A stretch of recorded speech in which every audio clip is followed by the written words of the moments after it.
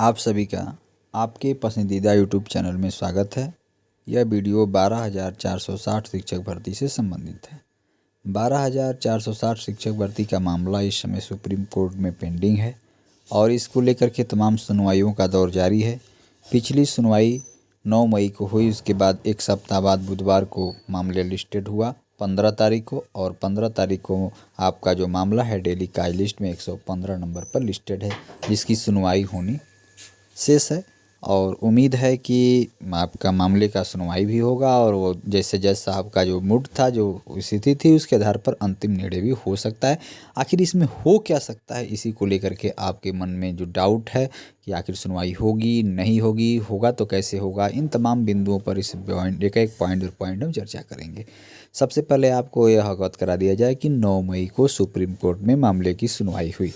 और 9 मई को जो सुनवाई हुई लगभग 50 मिनट की सुनवाई हुई। सभी को यह पता है कि सबसे पहले सुबह सरकार की तरफ से उस केस को मेंशन कराने की बात की गई थी और जज से रिक्वेस्ट किया गया था, लेकिन जज ने इस बात को सुना नहीं, कहा कि ठीक फिर है, आप लंच बाद एक बार फिर से मेंशन करने की कोशिश कीजिए। तो थैंक्स मिलाट कह करके मैम ने कहा कि ठीक है सर, मैं एक बार फिर से कोशिश करूँगा। लेकिन देखिए कि आपका जो मामला है लंच से पहले ही टेकअप हो जाता है। जो पिछले जो केस थे आपके डेली काज लिस्ट के 102, 3, 13, 114 तक, तो 114 नंबर पर जब आपका मामला आता है तो उस समय से पहले आपका मामला लंच से पहले जब टेकअप होता है 10 मिनट रहता है, तो जो विपक्षी वकील हैं PS पाटवालिया सर और जो एकाउंट की तरफ से जो अचयनितों का जो पक्ष रख रहे हैं और अचयनितों को जो पक्ष रखने के लिए मजबूत पैरवी के लिए उन लोगों ने पाटवालिया को किया है। तो उस दिन जो लंच से पहले उनको पता था कि ज़रूर होगा, तो पहले से आकर बैठे हुए थे। जैसे ही मामला टेकअप होता है तो कहते हैं कि सर एक डेट दे दी जाए, क्योंकि मेरी सुनवाई किसी दूसरे कोर्ट नंबर में है और लंच के बाद मैं वहाँ पर लगातार रहूँगा।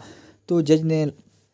इस बातों को गंभीरता से सुना और जैसे ही मैम ने बार बार, जो सरकारी अधिवक्ता थी, मैम ने कहा कि अनिवार्य शिक्षा को ध्यान में रखते हुए बच्चों की शिक्षा प्रभावित हो रही है और नया सत्र जून से प्रारंभ होने वाला है और बच्चों के लिए हमको अध्यापक की आवश्यकता है और नए सत्र तक मैंने विद्यालय में भेजना है। सर स्टेटस को लगा हुआ है, इसको आप थोड़ा सा इसको ध्यान देके आज सुनवाई कर लिया जाए। लेकिन बार बार पटवालिया एक ही रट को लटे रहे कि सर वेडनेसडे और थर्सडे में जैसे सर आपको कंटिन्यू हेयरिंग करना है, कंटिन्यू हेयरिंग करा लीजिए, लेकिन सर डेट दे दीजिए अगले सप्ताह के लिए। लगातार प्रयास किए और वो प्रयास करने में लगभग सफल भी हो गए होते, लेकिन एक वकीलों का इतना अच्छा पैनल खड़ा था, एक वकील दो वकील से मतलब नहीं था, वहाँ इतने वकील खड़े हुए थे, चाहे दिनेश सर हों, चाहे सिसोदिया सर हों, चाहे आप देख रहे हैं गुप्ता जी हों, या उसके साथ साथ और भी बहुत यार, और आप देख रहे हैं जूनियर लोग, बहुत लोग वहाँ पर उपस्थित थे और सरकारी अधिवक्ता थे। तो अंत में जज ने एक टिप्पणी की कि PS पाटवालिया जी, केवल आप एक पर्सन को आपको आपत्ति है और शेष जितने लोग हैं मामले को सुनवाना चाहते हैं और बहस होना चाहते हैं, तो मैं लंच के बाद आप लगातार सुनूंगा। और वहाँ से PS पटवारिया को एक उन्होंने आश्वस्त किया कि आपके सुने बगैर मैं कोई भी आर्डर जारी नहीं करूंगा, आप जाइए निश्चिंत होकर के, आपकी सुनवाई मैं करूंगा। तो एक बात तो वहाँ पर ये भी निकल कर आ रही थी कि उनका सुनवाई नहीं हो पाई और 19 को मामला एक बार से फिर से आपको नए सप्ताह में देखने को मिला। और उसका सबसे बड़ा कारण था जब लगातार सुनवाई हुई और एक एक मामले को लेकर के जब सिसोदिया सर ने अवगत कराया कि रूल पर बहस हुई, रूल की बहस में जैसे ही रूल पर बहस हुई अर्चना केस पर, तभी तो स्टेटस हुआ। तो उसका जो विपक्षी वकील है, कुछ लोग कहते हैं कि बिना किए ही आवंटन हो जाएगा, तो जब तक जज पूरे मामले को समझेगा नहीं तब तक आप कितना भी चाहेंगे आवंटन नहीं हो पाता। तो वहाँ पर सिसोदिया सर ने एक एक बात को कह करके, दिनेश द्विवेदी जो उनके विपक्ष के लोग थे, एक एक बात को कहे और वहाँ पर नीलेश गुप्ता जी ने बार बार इस बातों को आग्रह भी किया कि सर आवंटन की बात की जाए और सरकारी अधिवक्ता द्वारा भी कहा गया, सिसोदिया जी द्वारा बार बार यह कहा गया कि सर जिला वरीयता को ध्यान में रखेंगे तो ऐसा नहीं हो पाता। तो प्रदेश स्तर की मीटिंग की बार मेरिट की बात वो कर रहे थे, क्योंकि एक स्टेट एक रूल्स की बात जज साहब ने टिप्पणी भी की उस बीच में। तो जैसे सिसोदिया ने पूरे पॉइंट दर पॉइंट समझाया और लास्ट में सरकारी अधिवक्ता की तरफ इंगित करते हुए कहा कि सर इनके द्वारा एक प्रकार से प्रदेश स्तर मेरिट ही किया गया है। अप्रत्यक्ष तौर पर अगर देखा जाए तो इन्होंने 0 डिस्ट्रिक्ट के जितने लोग हैं उनको किसी एक पर्सन मैंने किसी एक डिस्ट्रिक्ट में अप्लाई करने का मौका दिया गया और उस आधार पर भर्ती को किया गया। तो बाद में वहीं पर बगल में तो विपक्ष के वकील उन्होंने कहा कि सर सर्कुलर और रूल्स कोई एक ही सही हो सकता है। तो उन्होंने कहा कि सरकारी अधिवक्ता ने कहा सर मैंने जो रूल में गलती थी, जो कमी थी, उसको सुधारने के लिए सरकार ने गाइडलाइन लाई और गाइडलाइन के आधार पर भर्ती प्रक्रिया को आगे बढ़ाया। और लास्ट में जब बहस होते आगे बढ़ी तो अंत में जब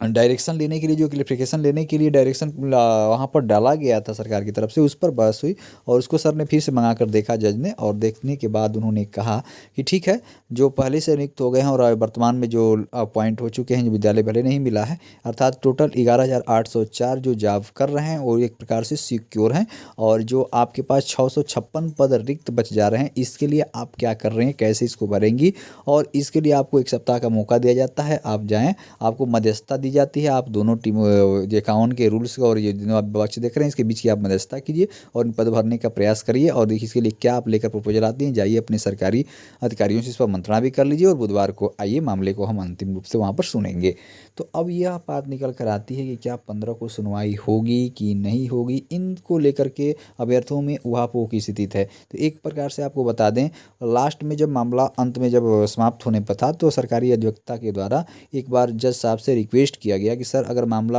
हमारा बाद में टेकअप होता है तो सर मुझे मेंशन करने का एक मौका दिया जाए, तो जज साहब की तरफ से वहाँ पर सहमति जताई गई कि आप उस दिन मेंशन कर सकती हैं। तो मामले की सुनवाई तो 100% होनी है, भले कोर्ट 3/25 पर उठ जाए, उससे पहले आपके मामला हमको पूरी उम्मीद है कि लंच से पहले भी टेकअप हो सकता है। और रही बात, बहुत लोगों के मन में यह है कि अगर पीएस पटवारिया नहीं आए तो जूनियर वहाँ पर नया डेट ले सकता है, ये तमाम मन में चल रहा है। पीएस पटवारिया उस दिन रहेंगे कि नहीं रहेंगे, अगर पीएस पटवारिया रहते भी हैं तो क्या मांग करेंगे, इन तमाम बिंदुओं पर तो जज ने जब पूर्ण रूप से भर्ती को, मामले को पूर्ण रूप से समझ चुके हैं, इसमें क्या थी भर्ती प्रक्रिया, कैसे थी, 51 जनपद क्या है और 0 क्या है, उस मामले को उस दिन लगातार 50 मिनट की बहस में अच्छे से वो समझ चुके हैं।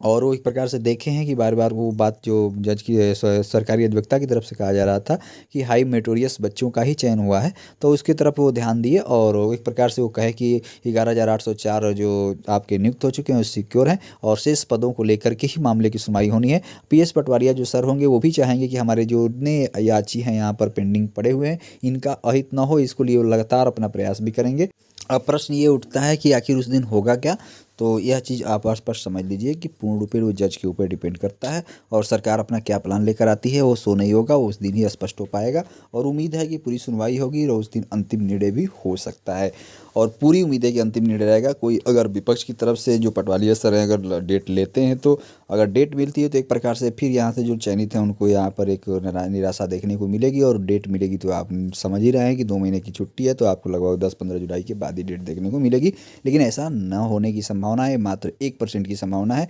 और इस समय जो वकीलों का जो पैनल उस समय खड़ा था, एक होता है लोग कहते हैं कि वही वकील होना चाहिए, ऐसा नहीं है। वकीलों का पैनल का वहाँ ढेर लगा रहना चाहिए, लेकिन 3 से 4 जो वकील हैं वहाँ अगर वह खड़ा रहते हैं तो उसका प्रभाव जज के ऊपर रहता है कि मामला गंभीर है, उसको हम जल्द से जल्द इसका निस्तारण भी कर सकते हैं। तो जिसको जिस टीम से जुड़े हुए हैं उस टीम का अवश्य सहयोग करें, चाहे वह चयनित के पटवारिया सर हों, उनको भी आना वहाँ बहुत ज़रूरी है। वो लोग भी अपना चयन के अपना सुरक्षित करने के लिए वो भी अपना करें और जितने भी 0 के हैं, गाँव के हैं, अपने वकीलों का सहयोग करें और मामले की सुनवाई हो सकती है। इसकी तैयारी आप पूर्णपेण करें और पूरी उम्मीद है 99% की मामले का निस्तारण आपको 15 मई को ही देखने को मिलेगा। जो हिस्सा भी होगा, जैसी अपडेट और निकल कर आएगी आपको इस चैनल के माध्यम से दी जाएगी। अंत तक बने रहने के लिए आप सभी लोगों का धन्यवाद।